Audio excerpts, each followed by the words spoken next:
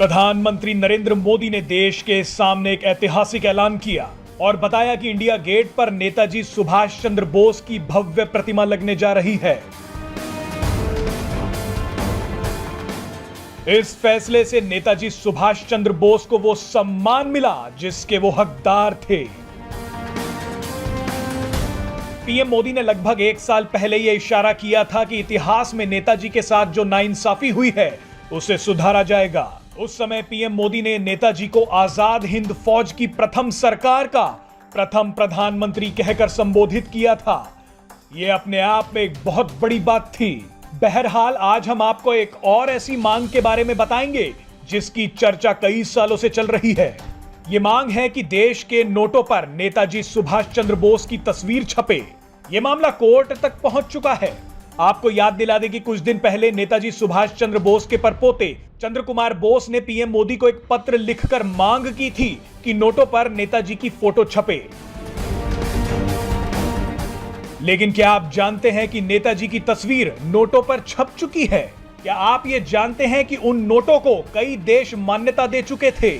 और क्या आप ये जानते हैं कि वो कौन सा बैंक था जहां नेताजी की तस्वीर वाले नोट छपते थे?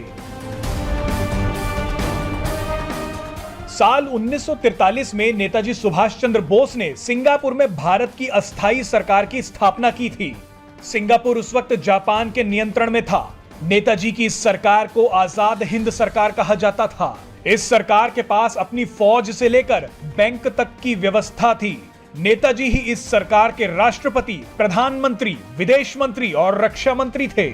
इस सरकार को Germany, Japan, Philippines, Korea, Italy, Ireland समेत 9 से 10 देशों ने मान्यता दी थी। इस सरकार का अपना बैंक, अपनी मुद्रा, डाक टिकट, गुप्तचर विभाग और दूसरे देशों में दूतावास भी थे। आपको बता दें, नेताजी ने देश को आजाद कराने के लिए जो जंग शुरू की थी उसके लिए उन्हें काफी समर्थन भी मिला। लोगों ने खूब आगे बढ़कर उन्हें चंदा दिया। इन्हीं पैसों को संभालने के लिए एक बैंक बनाया गया। उस बैंक का नाम था आजाद हिंद बैंक। इस बैंक की स्थापना रंगून में हुई। रंगून बर्मा की राजधानी थी। बर्मा जिसे हम आज म्यांमार के नाम से जानते हैं। कई देशों ने आजाद हिंद बैंक की करेंसी को मान्यता दी। इस बैंक की ओर से 10 रुपए के सिक्के से लेकर 1 लाख रुपए के नोट तक जारी किए गए थे।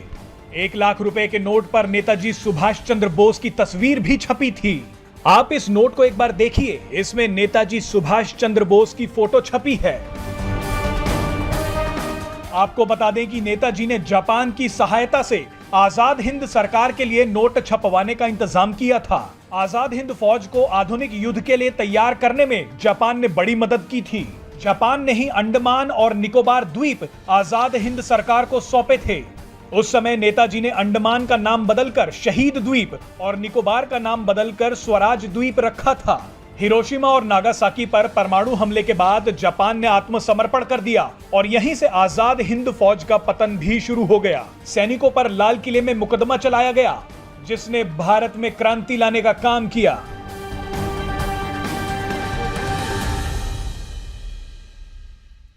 Presenting B News app, available on Google Play and App Store. Download it now.